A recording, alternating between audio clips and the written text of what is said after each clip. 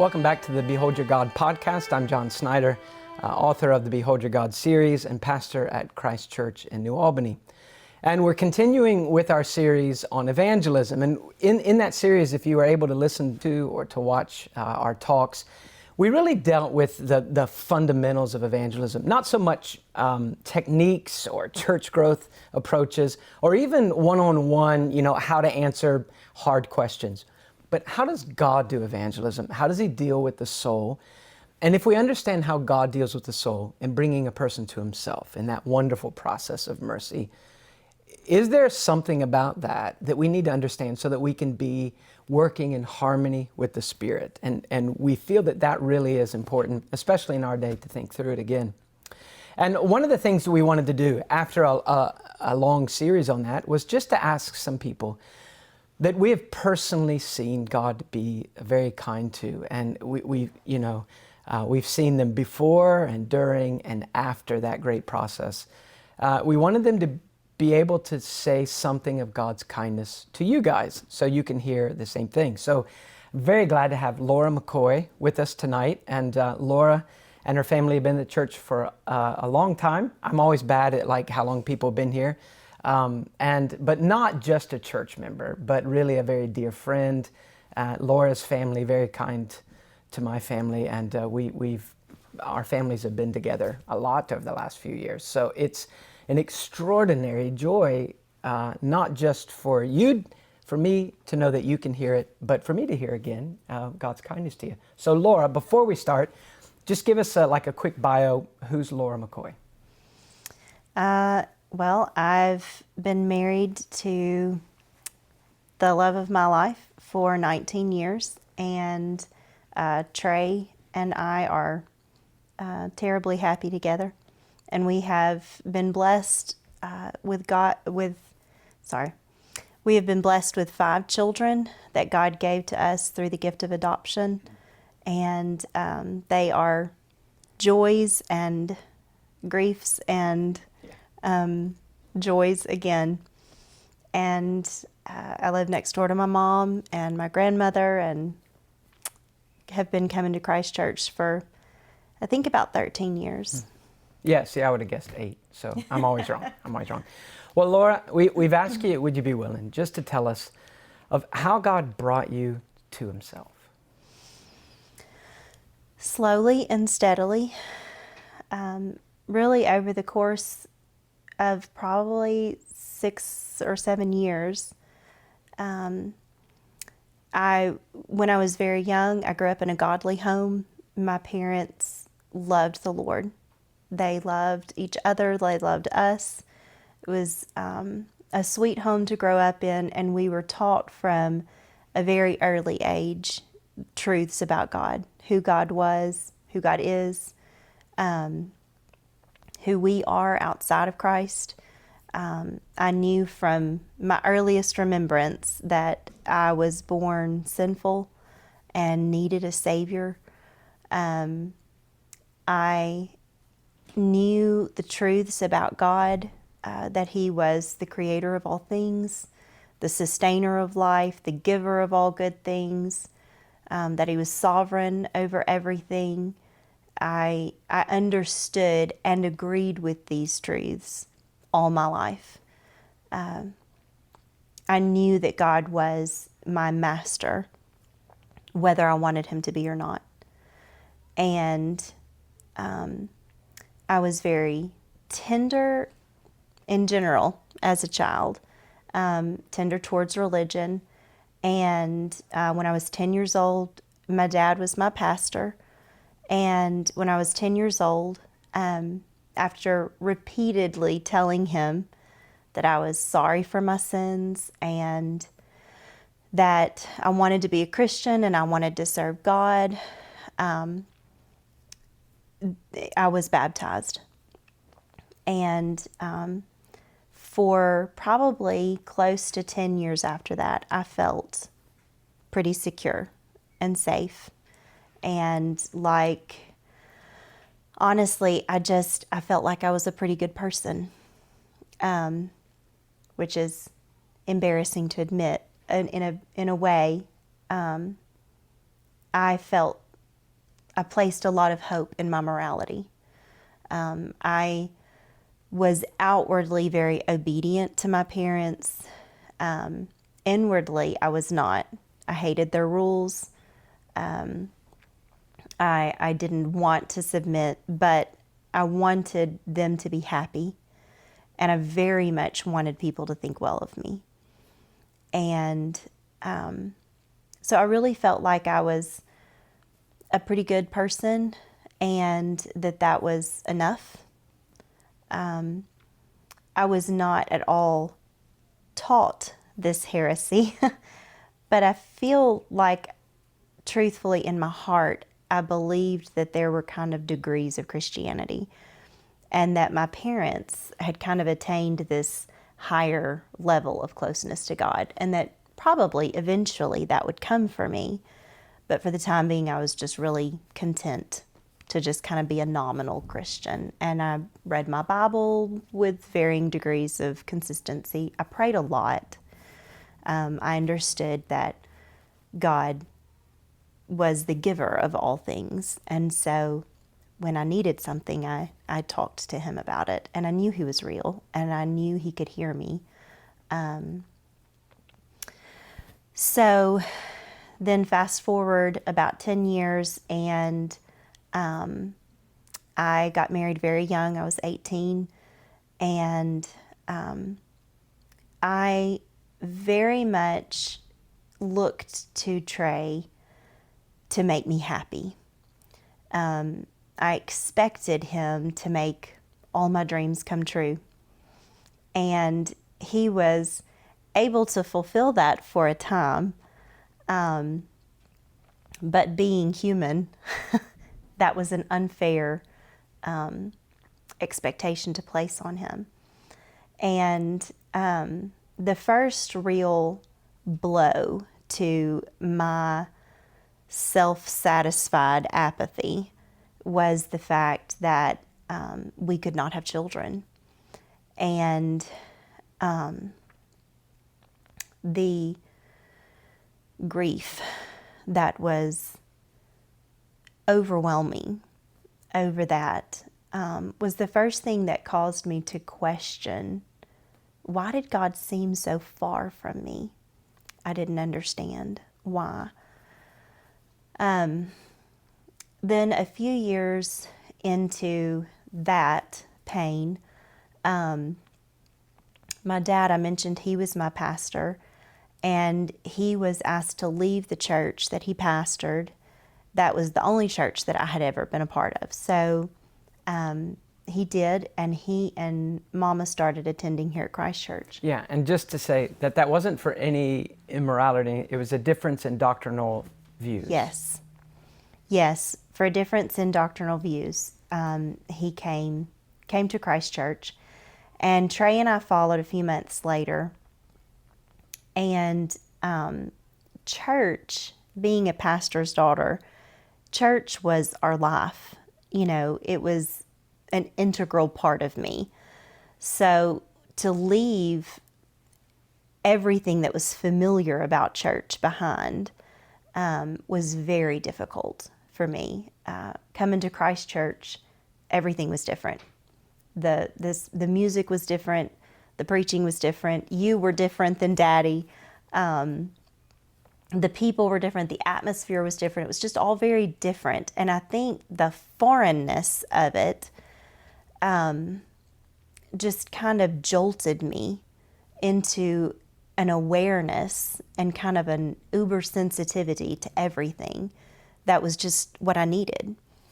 I've gone and listened to sermons that Daddy preached that I grew up hearing and thought, I don't remember hearing that. I wasn't listening. You know, I didn't care about those truths. And, but coming to Christ Church, it was just so new that every Sunday the preaching just undid me. And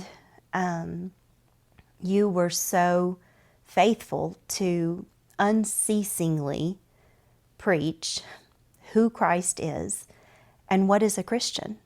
I just felt like that was repeated over and over. What really is a Christian? What makes someone a follower of Christ?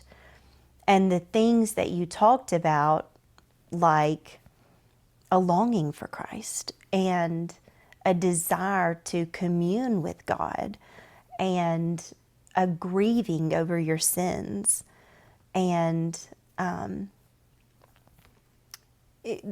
these things were not the things that described me.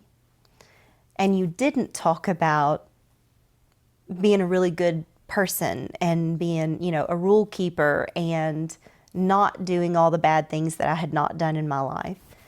And so really, I left almost every Sunday crying.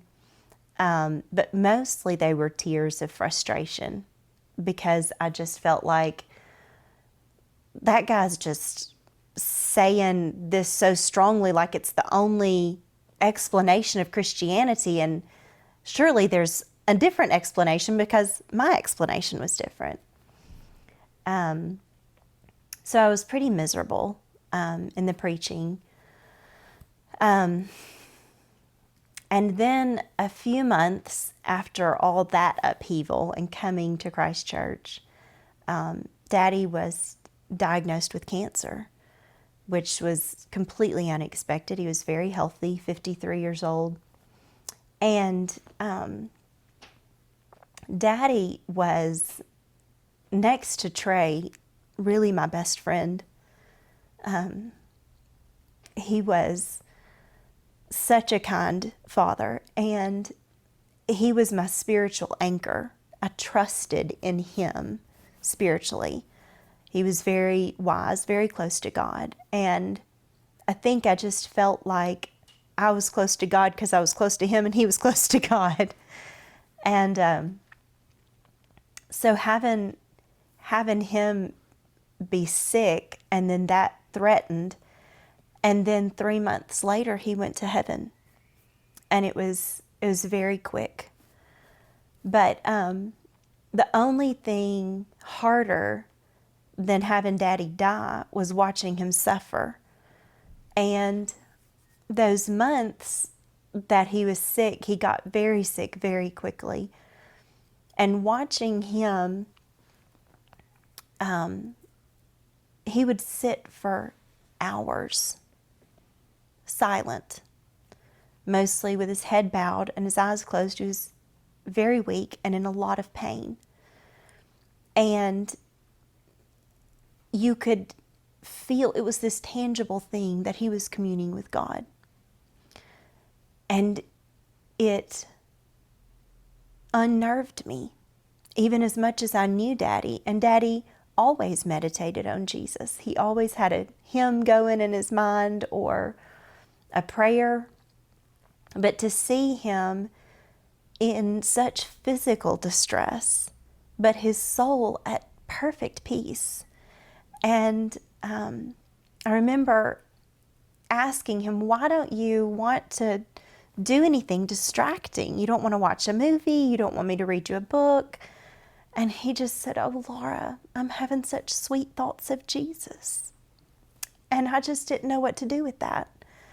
At that point in my life, I was distracting myself as much as possible from everything unpleasant, from the fact that I didn't have children, and from the fact that Daddy was sick, and this growing sense in myself that I wasn't walking with the Lord. And that was about as far as I would let it go in my mind. Things weren't what they should be. And I just distracted myself. Movies, books. I loved working in my flowers. I did that a lot. Shopping, anything I could do to take my mind off of the unpleasant things in life. But there was Daddy really going through, not unpleasant, but just miserable suffering, and no desire to distract himself, because Christ was his distraction. He was distracted by Christ. Then he died, and life went on, And Trey and I were pursuing adoption by then. And a little less than a year after we said goodbye to Daddy, God brought our first son to us. And he was 4.5 years old at the time. And I really felt like, finally, this emptiness in me, I would be happy. I would feel complete. And even though Lee brought much joy and we were very happy, our little family, I continued just feeling that things were not as they should be. And there was a weekly ladies' prayer meeting at Christ Church every Wednesday night. And since I fancied myself a very religious person and taking part in such things always, I did regularly attend and participate in that. But after a few months even, I was very ill at ease in that prayer service. The prayers of the other women, it was so evident that they knew God in a way that I never had.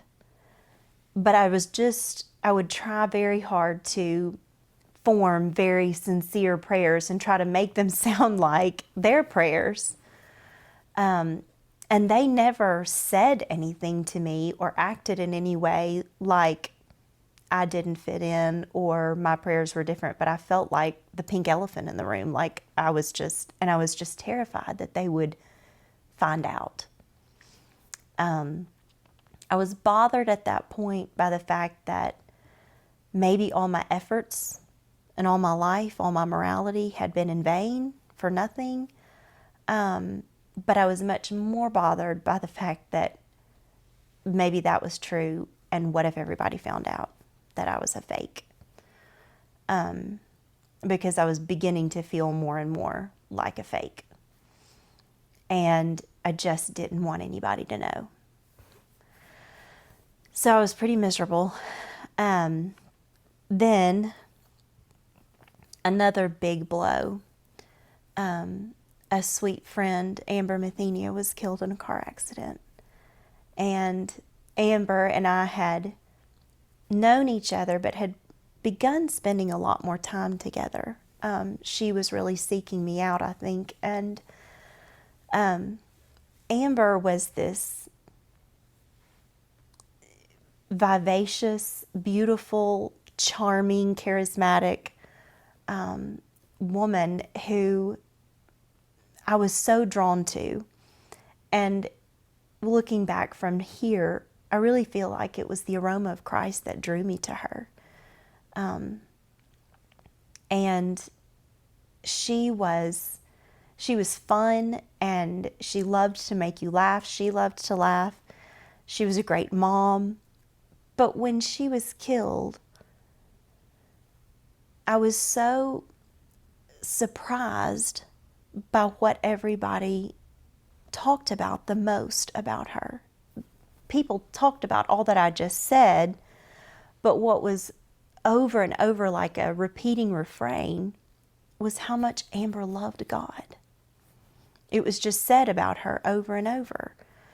And I remember just being surprised, like, well, I mean, sure, but also all these other things. And then I just felt this realization that if it had been I who had been killed suddenly and people were talking about me, I didn't feel that anybody would sit around and say, well, Laura really loved God. And then I wondered, why do I feel that way? Why would I feel like they wouldn't say that about me? And why did they say that about Amber? And so that was something that made me really, when Amber died, that was the first time that I really started feeling like I really wanted to seek God. I really wanted to love him like Amber had loved him. And like I saw so many lives that had not just been touched by Amber and her kindness and sweetness and funniness, but her love for God. And so I did begin at that point to really start asking God things like, will you let me know you better? Will you show me where I'm going wrong? A few months after Amber died, the church was reading through a book called Communion with God by John Owen. And I was finding it very difficult to get into. And the book deals with love and the relationship between the believer and each member of the Trinity individually. And when I came to the section, Own Love to the Son, which is based on the Song of Solomon. And so in the book, John Owen compares it to the love between a husband and a wife. And Trey and I had a sweet and wonderful relationship. And I just remember I was sitting on my couch reading, and I felt like somebody had dropped a bomb on me. That this sudden realization that I didn't love God. Nothing like this. And then just real honesty flooded my soul that I didn't love him at all. I had all my life, I had believed in God, and I had depended on God, and I had asked God for what I needed, and I had trusted in him, but I had not loved him. And I had not done any of the things that I had done out of love for him. I had done them out of love for myself, really. And I remember just sitting there thinking, I don't even know what to do with this. And I felt almost like an audible voice just said, ask me.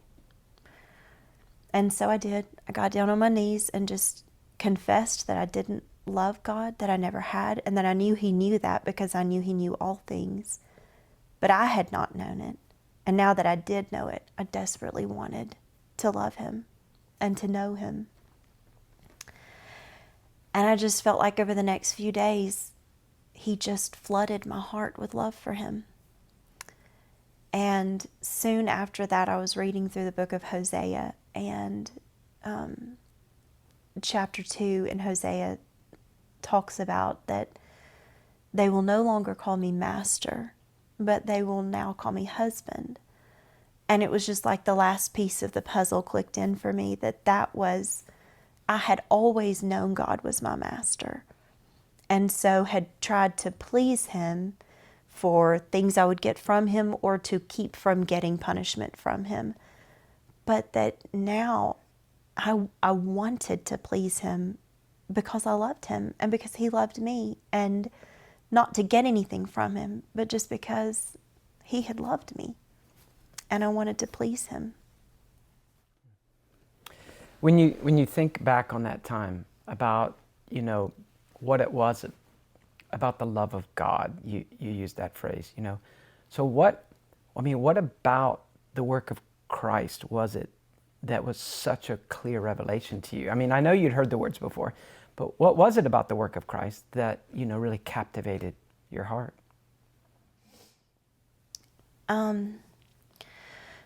Well, really something that you had said in one of the times that I had met with you, that I felt like you were just really misunderstanding me when you weren't. You were very much understanding me. And you said, ask God to show you himself, and then ask him to show you yourself, and then ask him to show you Christ. And I left that day thinking, I know who God is, and I know who I am, and I know who Jesus is and what he did for me.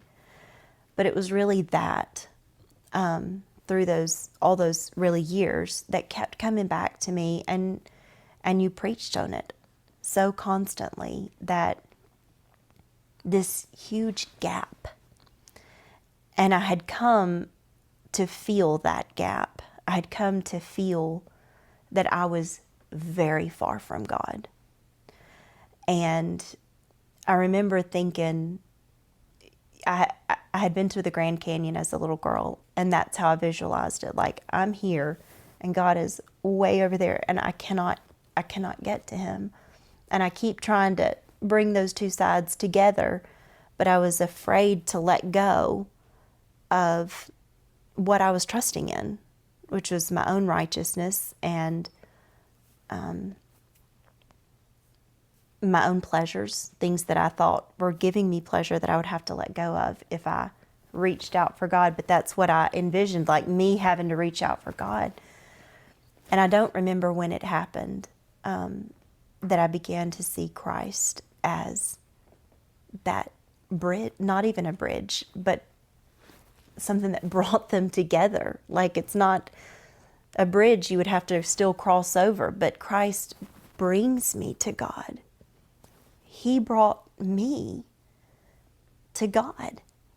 And there's no way I could have approached God. And I think that's what captivated my heart.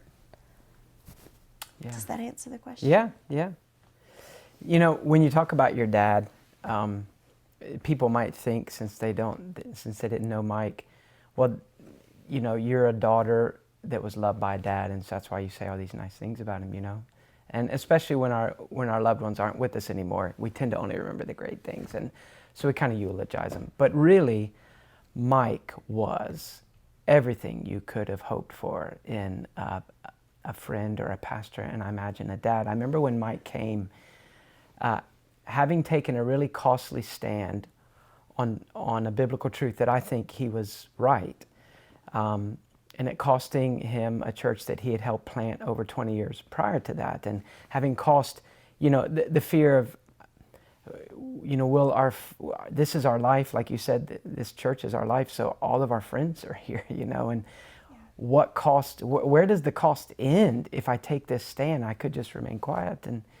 But Mike did it, and he did it in such a humble way. So one of the things that encouraged me when he showed up, I said to him, like, are you on vacation? Like, what are you doing at church? Like, aren't you supposed to be preaching? And he said, well, I'm kind of on vacation. And, you know, and Mike was always just so humble. Yeah. But from that, you know, then he told me what happened. And from that point on, every week he would say, good morning, Pastor. And I think, why are you calling me Pastor? Like, I want you to be my pastor. And the day that he got the call from the doctor that he had cancer, I had met with him for lunch after watching him for a year. Because I thought, maybe he's not as good as he looks. You know, maybe like under the surface he's this monster, you know. And so me and the other pastors at the church, we just watched your dad in a gracious way, you know, just wait and see what kind of real man he really is. And he was everything that we thought he was, and as a Christian. And so I remember having lunch with him saying, would you be willing to co-pastor with us and to be an elder here at the church? And he said he would pray about it. And then he called me that afternoon and said, I've gotten a pretty bad report, so I think I should probably not make a decision on that. So, but really was, your dad and your mom both, you know, a real, when they came to the church, even though through hard circumstances, it was like such a help to the believers here, you know, to be able to have mature believers. I remember my oldest son, your dad's influence was part of what led him to Christ. When your father died, it really bothered my son. And I remember some of your dad's sermons that were really close to the end that he preached here at the church about Christ. And my older son, who my sermons just rushed off of him like water off a duck's back. Like Daddy's did mine. Yeah, like, yeah. Okay, Dad, yeah. Okay, yeah, Jesus, Bible. But when he saw your dad on the edge of eternity talk about the sweetness of Christ, it really shook him in a good way. So I'm glad that those are friendships that are never finished, you know, because of Christ. Too. So. By the way, if you want to read a small book that Mike put together just to help explain in simple terms, in layman's terms, all the different facets of the gospel, which often get misunderstood and turned into kind of battle points. It's a little book called Let Us Reason Together, and you can look it up. We'll put a link to it on the podcast so you can locate it. Thank you so much for coming, Laura. Thank you for having me. Well, thanks for joining us. This is the last of our testimonies. We wish we could keep going on. I do, but we hope that it's been a help to you.